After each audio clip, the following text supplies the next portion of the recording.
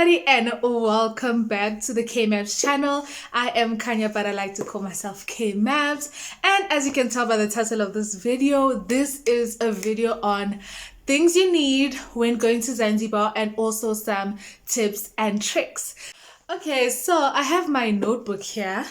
I wrote down a few points so that I don't forget anything. So if you see me looking down, just don't mind. I am just looking just to make sure that all the information that I'm giving you is accurate and that I'm giving you everything. I'm not leaving anything out. So some of the prices will be in dollars because we were using US dollars in Zanzibar, but I will leave the conversions on the screen according to today's conversion rate of what a rand is to the dollar so that you can sort of estimate how much you might need. Well, first things first, you do not need a visa to go to Zanzibar. I'm speaking as a South African. I'm a South African citizen and I do live in South Africa. I don't know about other countries, but in South Africa, you don't need a visa to go to Zanzibar. But you do need a form, which is the public health surveillance form. So this is a form that you actually have to fill out 24 hours before your arrival. So let's say you are arriving in Zanzibar on the 1st of August. So on the 30th of August, you need to fill this form out. I think you can find it online. I'll try and leave the link below to that form if you want to go to Zanzibar and you can't find it. We also filled it out before arriving. Another thing, we used an agent, so we used Take Off Travels. They are a travel agency based in Cape Town, and I just want to say their service was impeccable, guys. Like, everything was on point, no complaints whatsoever. The communication was clear. Henry, who was our agent, kept us updated. So it was three of us. It was me, Usho, and Usna going on the trip. And we had a package. So it was a Zanzibar package. And in this package, it included return flights to Zanzibar. But we did connect in Ethiopia. Addis Ababa, we did stay overnight for 2 days, going and coming back. But it was return flights and then private airport transfers in Zanzibar. The flight company that we used flying to Zanzibar was Ethiopian Airlines, and they are the ones who organized our stay in Ethiopia. So we did use hotel shuttles. So it wasn't a private transfer. We did use shuttles in Ethiopia, but in Zanzibar, it was only the three of us in the car, and every single person who took the package that we took, people that we met in South Africa, they all had their own cars. No one was sharing a car. It also included it was an all-inclusive package, so all the meals and the drinks were free. Bottomless. You see, when I say bottomless, I mean bottomless. We stayed at the Paradise Beach Resort, which is connected to the Zanzibar Bay Resort. We're separated by the dining area, but we did share a dining area, and all of these resorts are part of the Paradise Hotel scheme, hotel family, and there were other hotels which are owned by the same person in another area, but I will get to that later on in the video. Each of us paid 15,990, so that's about 16,000 for everything. So we didn't have to worry about food, we didn't have to worry about transport, but there were no activities included. You had to pay for those yourself. Okay, another thing that I did forget to mention at the beginning of the video is that you do need to have your yellow fever vaccine. Now, a yellow fever vaccine is a vaccine that will protect you against yellow fever in the country. They didn't check it for us. They didn't check our form. The only thing that they wanted to see was that public health surveillance form. They didn't even ask about the yellow fever vaccine. So you can either wing it or actually get it. I got it for 820 rands, but some people say they got it for 850 rands. So you can just budget 850 rands for the yellow fever vaccine. Rather have it than not have it and then be stuck at the airport with nowhere to go, right? But I don't think they're finicky about it. Hi guys, so as I'm editing the video, I actually realized that I forgot to mention that the yellow fever vaccine, you have to get it 10 days before you arrive in Zanzibar. I think the 10 days is just a precaution. You can get it earlier or even later, maybe like 5 days, but you can just get it. I had a mild flu after getting the vaccine, so maybe you might want to get it a bit earlier or even take some cough medication as a precaution, right? And also, I just wanted to mention that that public health surveillance form, you will not get into Zanzibar without that form. They won't allow you through in the airport. I also want to say that you have to have your vaccine certificate, COVID vaccine certificate.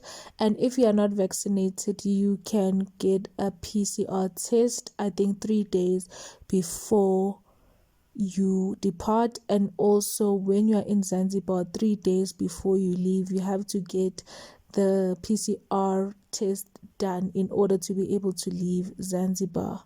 So I did mention that you would need US dollars because most of the countries, they don't recognize rands, or you cannot exchange rands in Tanzania. So rather be safe and exchange your rands into dollars. Here in South Africa, you can go to any bank. I went to Bidvest Bank, even though I bank with FNB. I did it at the airport. You can actually do it at the airport. It is a quick 10-minute process. You can even do it on the day where you're going. I think Bidvest Bank at the airport, I did it at Cape Town International Airport. They close around 9 o'clock at night. So even if you're flying in or like connecting flights or whatever in the country, you can always just get it at the airport done. And what you would need is your ID or your passport. You need your flight tickets. You need your proof of address. What else did we need? We needed also the tax number. I don't know why. We had to write down where we're working, who's our employer, address of the employer, cell phone number, telephone number of your job. If you are self-employed, I think you could just leave that out. It wasn't like a big train smash. Or even if you're unemployed, and you had to sign things that say that you are not laundering money, you didn't obtain this money that you're exchanging illegally, all of that stuff. But it's a quick 10-minute process. Like, you don't even need to bring actual cash. They did swipe, so I swiped. So, but another thing you have to know is that every bank when you're exchanging, they actually do not use the conversion rates. When you're exchanging dollars, it's usually more than the actual conversion rate. So let's say the conversion rate is 1 USD is 15 rands, they will charge you like 15 rand, like, was even 16 rands 50 for 1 USD. So please do be prepared for that. And also, there's another fee that they put for exchanging your money. I paid about 210 rands, which was the minimum amount.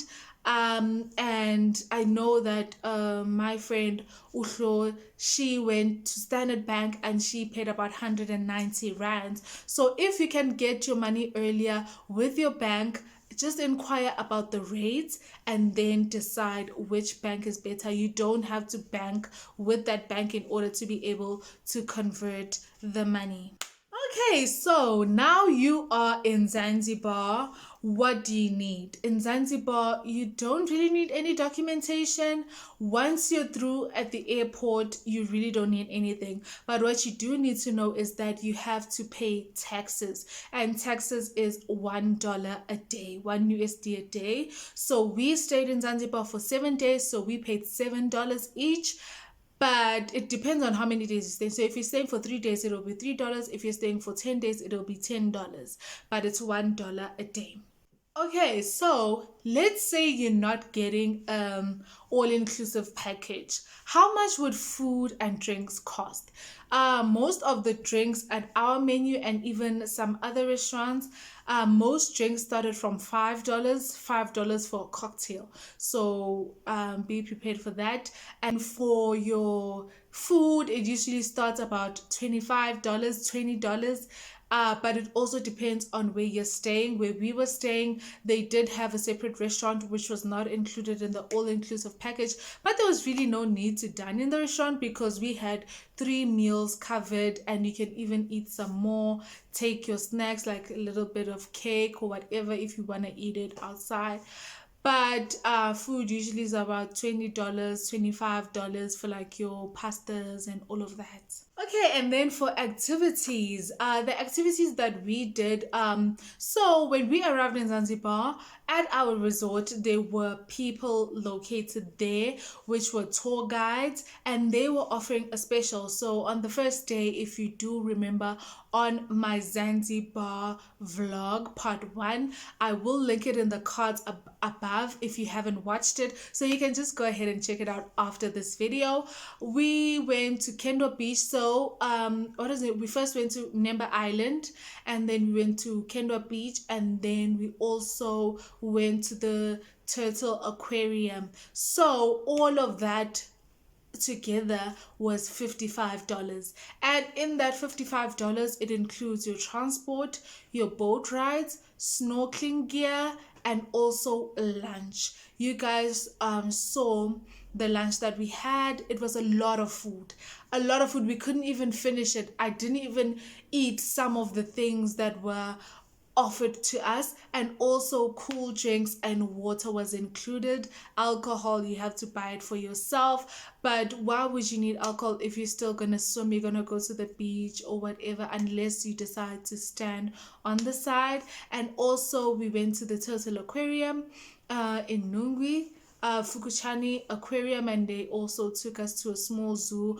where we saw some animals, learned a little bit about the turtles as well.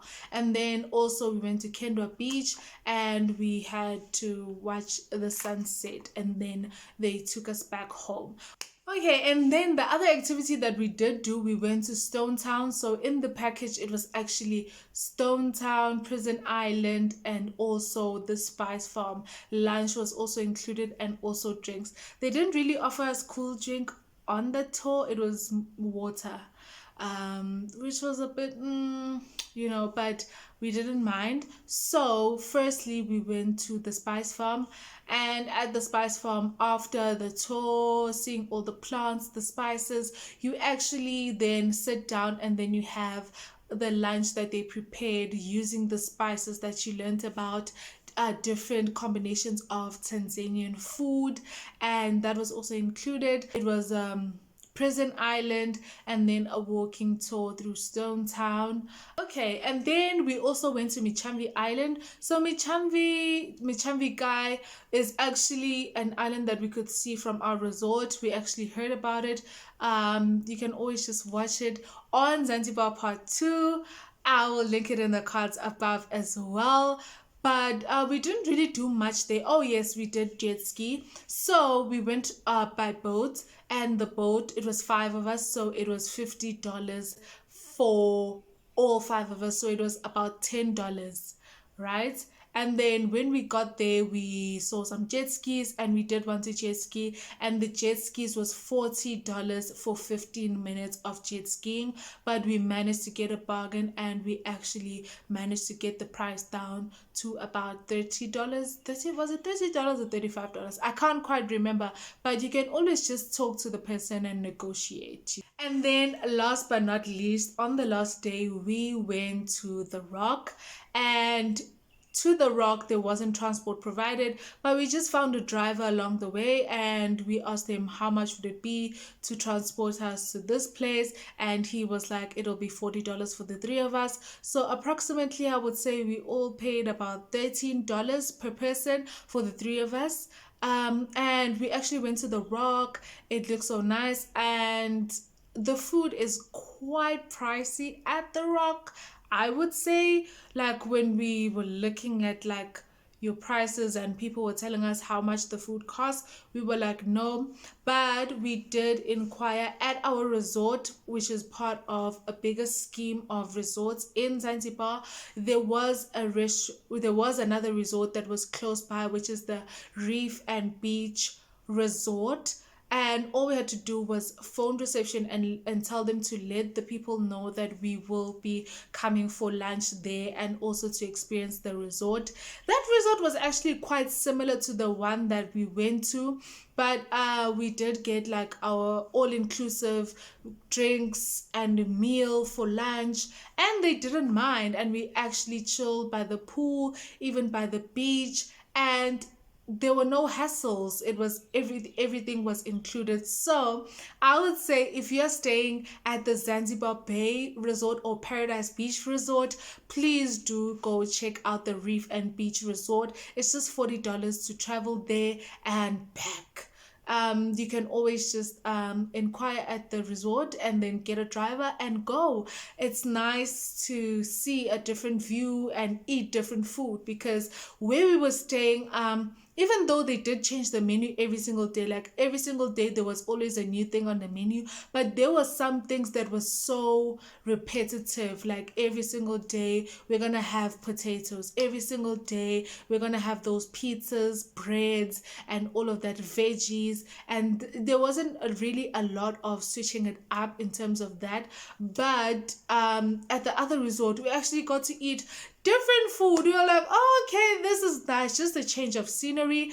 But I will also say that there was a live cooking session, so every single day it was a different type of food. Like during lunch maybe we'll have burgers, and I don't know if you guys saw in breakfast we did have like omelets made in the morning, and also we also had pasta made in the evening, so you could choose your sauce and you watch them make it in front of you from scratch. There was even the other day, I didn't show it, but we had like fish, so we had like octopus and calamari. Oh, it was to die for, and it was absolutely amazing, guys. There was even another time we had lamb at the live cooking session. Everything was amazing. There's even entertainment at the resort where you have your live shows every single day. Okay, at our resort, there were usually adverts for parties. So there were different types of parties where you could go to another island, and then, but they went around 11 o'clock, and by 11 o'clock, we were tired, like swimming the whole day, chilling, doing nothing, eating. It's very tiring. And also the sugar from the mocktails, for, in my case, the sugar from the mocktails, like you will be on a sugar high, and then by the time it's like 10 o'clock, I'm crashing. Okay, but like we saw some adverts for the parties. They went around 11 o'clock, and sometimes they even came back at 6 o'clock in the morning, and they were usually about $30 to go there, and then you also have to pay an interest fee, but you also have to buy your own alcohol and food and whatever. They just covered the transport, and I think there was also an entry fee. I don't know, I didn't go to the parties, but apparently they were lit. And Tanzanian people do love their amapiano there, so I'm sure it was very lit. Okay, so if you want to buy yourself some souvenirs, or even family members souvenirs in Zanzibar, we went to some stores outside the resort just to support, and there were even people selling on the beach, like your hawkers. So you could get your henna for like $10-15 for the small one, then a bigger one is like $30, I think, and the souvenirs range from your $5, $10 up to I don't know how many dollars. So you could get like your sarongs, you could get beads, you could get keychains, you could get different types of things. I bought a keychain and it was about $3. I think it was $3. And I also bought my mom soap at the Spice Farm, and it was about $5. Yeah, I think it was $5 for one, and then it was two of them, so me and Flo gathered together, and we paid about I think $10 for two soaps, and then we each took the flavor that we wanted. And yeah, guys, I think that's it. A little bit of some tricks that I would give you guys is negotiate.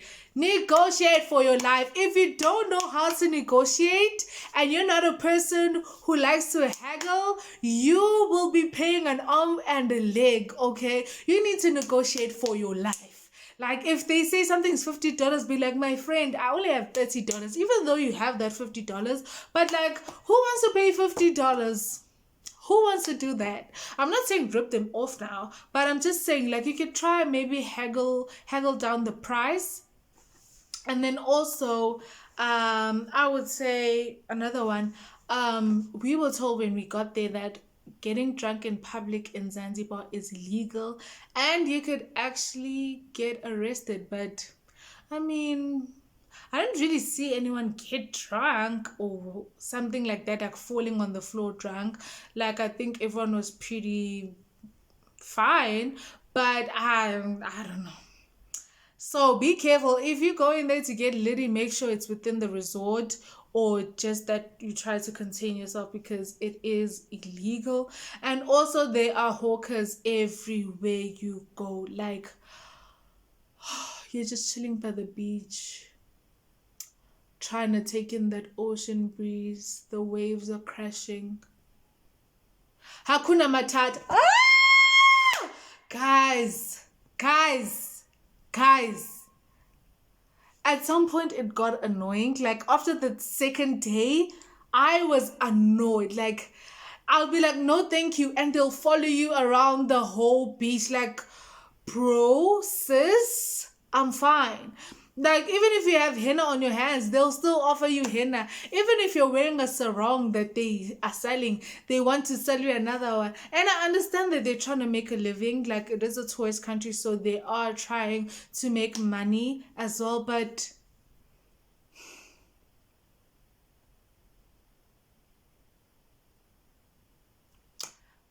yeah, guys, I think that's it. So, you can actually also buy, if you're worried about internet, you can also buy a SIM card. SIM cards go for about $5-6 outside. Do not, I repeat, do not buy the SIM card at the airport.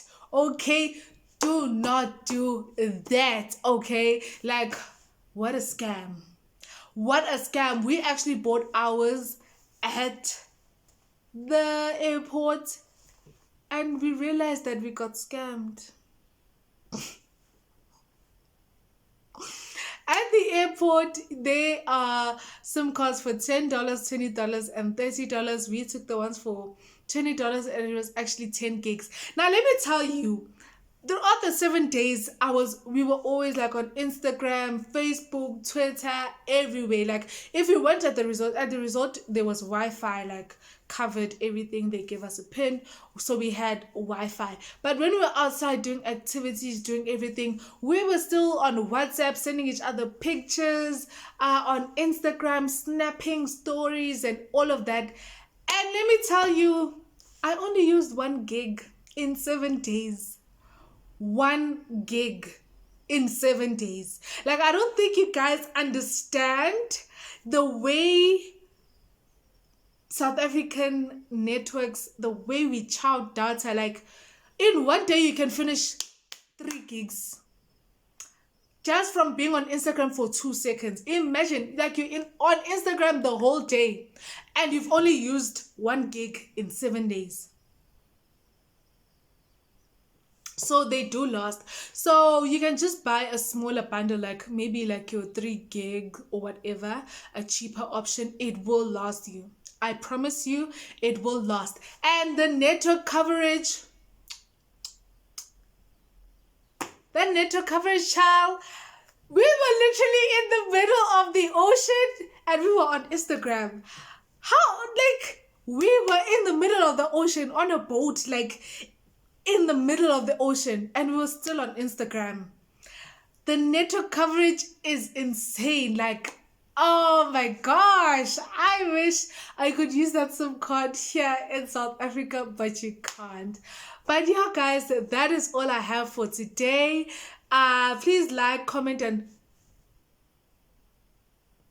I just realized that we are about 6 or 7 videos into the channel, like I've posted about 6 or 7 videos since he started. It's been a whole month, and I just realized that I've never asked you guys to like, comment, subscribe, share with your friends, and leave a comment down below if you have any more questions about Zanzibar, anything that you might need. And that's all I have for today. I'll see you guys next time. Bye.